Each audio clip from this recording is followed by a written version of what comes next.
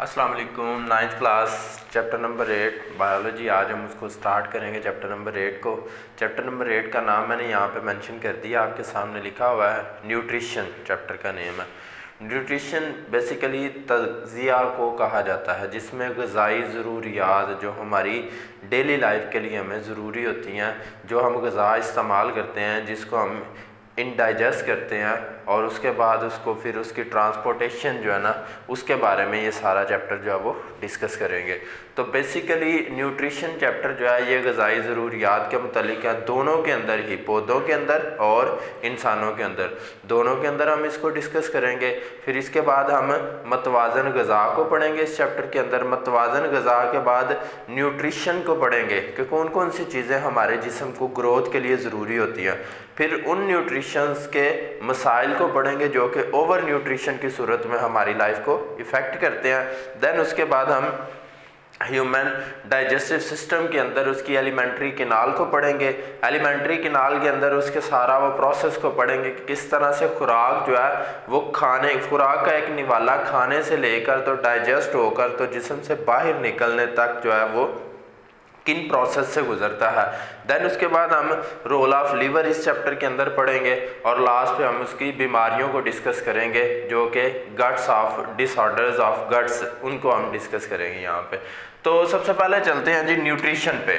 Nutrition हमारे पास क्या होता है, ये सबसे पहले तो इससे पहले बात करते हैं न्यूट्रिएंट्स की। ठीक है, न्यूट्रिएंट्स क्या होते हैं? ऐसे एलिमेंट्स, ऐसे कंपाउंड्स जो हमारी ग्रोथ के लिए ज़रूरी होते हैं, उनको हम न्यूट्रिएंट्स का नाम देते हैं। और वो वाले प्रोसेस जिसमें खुराक को खाना, खुराक को जज़ब करना और जिस्म के अंदर ले जाना और उसको अपनी ग्रोथ के लिए इस्तेमाल करना, उनको नाम दिया जाता है, उस प्रोसेस को नाम दिया जाता है न्यूट्रिशन का। ठीक है, यहाँ पे मैं डेफिनेशन इसकी मेंशन कर देता हूँ न्यूट्रिशन की सबसे पहले, कि द प्रोसेस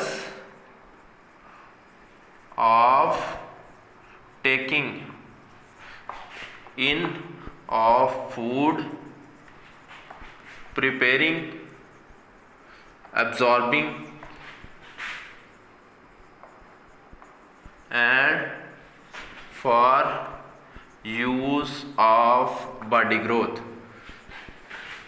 यानी कि जिसमें हम बॉडी की ग्रोथ के लिए उस खुराक को जिस्म के अंदर ले जाते हैं, उसको तैयार करते हैं, उसको जज़ब करते हैं और वही हमारे जिस्म का हिस्सा बनाने के लिए जो है वो मदद देती है, उसको नाम दिया जाता है, उस प्रोसेस को नाम दिया जाता है न्यूट्रिशन का। ठीक है, और नेक्स्ट न्यूट्रिएंट्स की एक डेफिनेशन आती है, न्यूट्रिएंट्स, वो भी सारी यही डेफिनेशन है, सिर्फ उसमें हम लिखेंगे सच कंपाउंड्स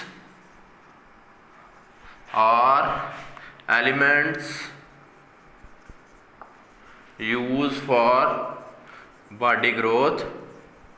जो बॉडी ग्रोथ के लिए जो कंपाउंड या एलिमेंट इस्तेमाल होते हैं, उनको नाम दिया जाता है न्यूट्रिएंट्स का। ठीक है जी, तो मेरे पास यहाँ पे दो डेफिनेशन है, एक न्यूट्रिशन की डेफिनेशन, देन उसके बाद न्यूट्रिएंट्स की डेफिनेशन मैंने आपको यहाँ पे बता दिया।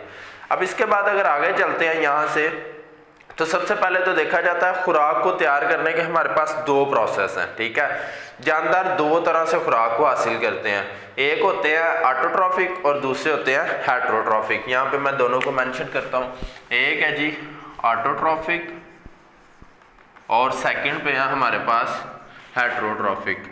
तो इन दोनों की डेफिनेशन आपने ऑलरेडी पढ़ी होगी रिसेंट चैप्टर्स के अंदर। यहाँ पे फिर एक दफ़ा बता देता हूँ कि ऑटोट्रॉफिक ऐसे जानदार जो अपनी खुराक को खुद तैयार करते हैं। ठीक है, सच ऑर्गेनिज्म या living things, such living organism which prepare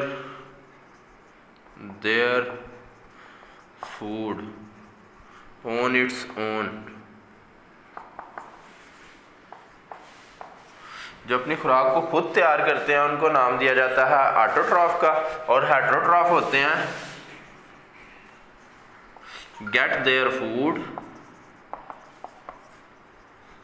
from other organism, जो अपनी खुराक किसी दूसरे जानदारों से हासिल करते हैं, ठीक है, उनको नाम दिया जाता है हेटरोट्रॉफ का। तो इंसान सबसे बड़ा हेटरोट्रॉफ है, ठीक है, क्योंकि इंसान अपनी खुराक खुद तैयार नहीं कर सकता, बल्कि ये डिपेंड करता है किसी दूसरे पर खुराक के लिए। तो इस वजह से इंसान, ह्यूमन जो है वो इसकी एग्जाम्पल में आ जाता है जी। ह्यूमन जो है वो है मेरे पास इसकी एग्जाम्पल में, और हेटरोट्रॉफ में आ जाता है प्लांट्स, क्योंकि पौधे अपनी खुराक खुद तैयार करते हैं, ठीक है। तो हमारे पास ये दोनों डेफिनेशंस भी यहाँ पे आ गई। अब इसके बाद अगर हम नेक्स्ट बात करते हैं तो नेक्स्ट मैं देखता हूँ कि ऑटोट्रॉफ भी हमने पढ़ लिया, न्यूट्रिशन को भी पढ़ लिया, न्यूट्रिएंट्स को भी पढ़ लिया। अब इसके बाद पौधों के अंदर जो है वो मिनरल न्यूट्रिशन किस तरह से होती है, आज हम उसको डिस्कस करेंगे। पहले प्लांट्स को डिस्कस करते हैं, देन उसके बाद फिर जानवरों के बारे में डिस्कस करेंगे। जानवरों से मीन के ह्यूमन ही होता है, बायोलॉजी जो है वो इंसान को जानवर ही कंसिडर करती है। तो इसमें नेक्स्ट उसके बाद हम बात करते हैं जी न्यूट्रिएंट्स, मिनरल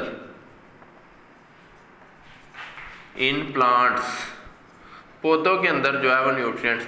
अब पौधे जो है वो हमारे पास दो तरह से उनको न्यूट्रिएंट्स की ज़रूरत होती है, ठीक है। दो तरह के न्यूट्रिएंट्स हैं जिनको पौधे इस्तेमाल करते हैं अपनी ग्रोथ के लिए, अपनी प्रोडक्शन के लिए। और इसमें सबसे जो है वो मतलब मेरे पास दो डेफिनेशन आती हैं। एक है जी मैक्रो न्यूट्रिएंट्स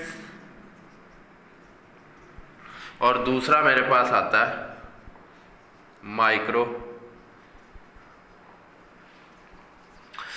दोनों की डेफिनेशन बड़ी सिंपल है कि हमारे पास मैक्रो और माइक्रो नाम से जाहिर है। इन दोनों लफ्ज़ों को अगर हम लेते हैं ना, माइक्रो का मतलब होता है कम और मैक्रो का मतलब होता है ज़्यादा।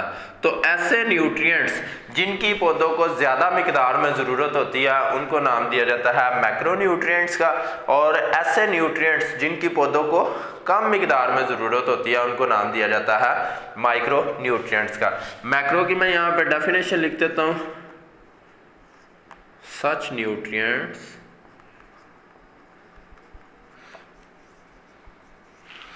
plants required for greater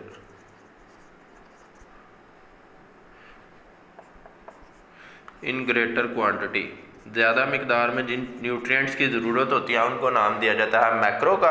और माइक्रो में अगर चले जाएं तो सारी डेफिनेशन यही रहेगी, सच न्यूट्रिएंट्स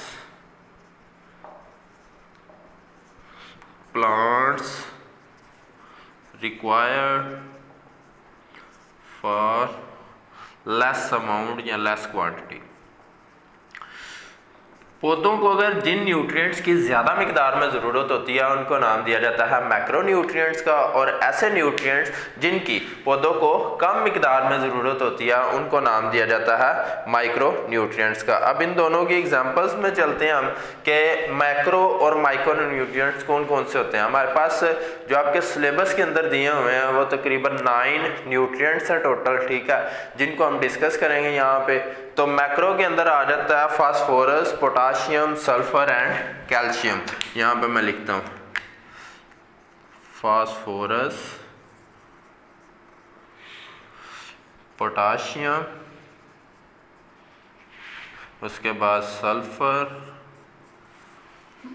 और उसके बाद calcium.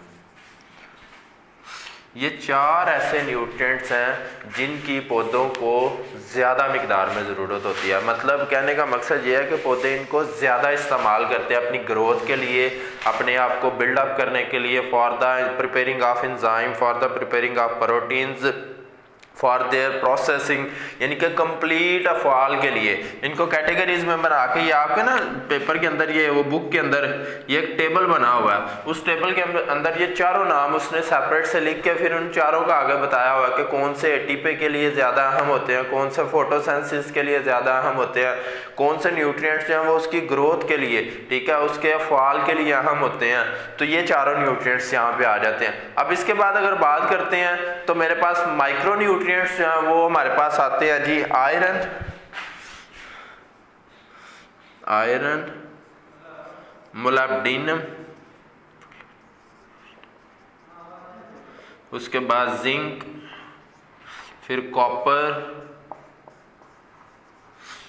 Iron, molybdenum, zinc, copper, boron, chlorine, निकल, बोरोन, क्लोरीन, निकल। तो ये मेरे पास 1 2 3 4 5 6 7 ये यहाँ पे नाम आ गए। और इसके अलावा और भी होते हैं, ठीक है, लेकिन हम उनको यहाँ पे मैंगनीज जो है वो 8वां होता है, यहाँ पे वो भी लिख देता हूँ, मैंगनीज, ठीक है। इसके अलावा भी और भी हैं, ठीक है, लेकिन फिलहाल हम इन्हीं को डिस्कस करेंगे यहाँ पे।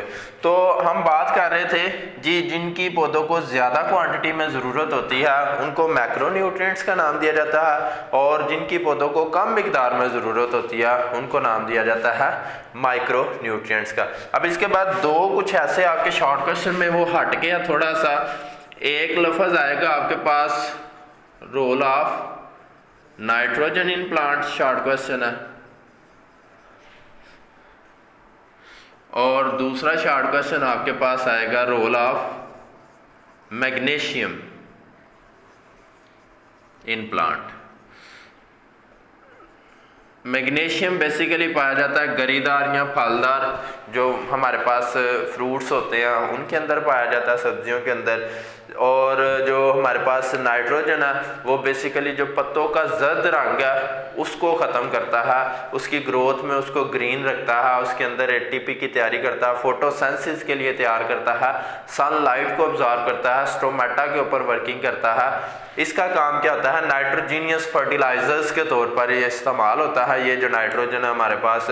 तो इनको हम मज़ीद जब नेक्स्ट चैप्टर में जाएंगे या नेक्स्ट क्लास में आप 10th में जाओगे तो इसके बारे में पढ़ोगे कि जो उसके लीव्स कलर है उसको मेंटेन रखता है ये हमारे पास, ठीक है। उसके बाद एटीपी, फोटोसिंथेसिस, उसमें काफ़ी ज़्यादा जो है वो हेल्पिंग प्रोवाइड होता है। मैग्नीशियम जो है ये भी ऐसे ही है, ये भी पौधों की ग्रोथ, उसकी रिप्रोडक्शन, उसके अंदर प्रोटीन्स की तैयारी के लिए इस्तेमाल होता है।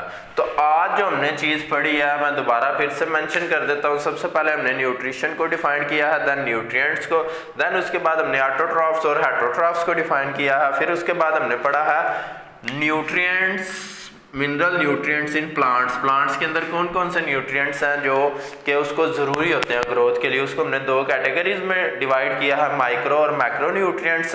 और उसके बाद ये मैक्रो न्यूट्रिएंट्स के अंदर ही है नाइट्रोजन और मैग्नीशियम जो कि इस्तेमाल होते हैं। तो आज के लिए इतना ही था। अल्लाह हाफिज़।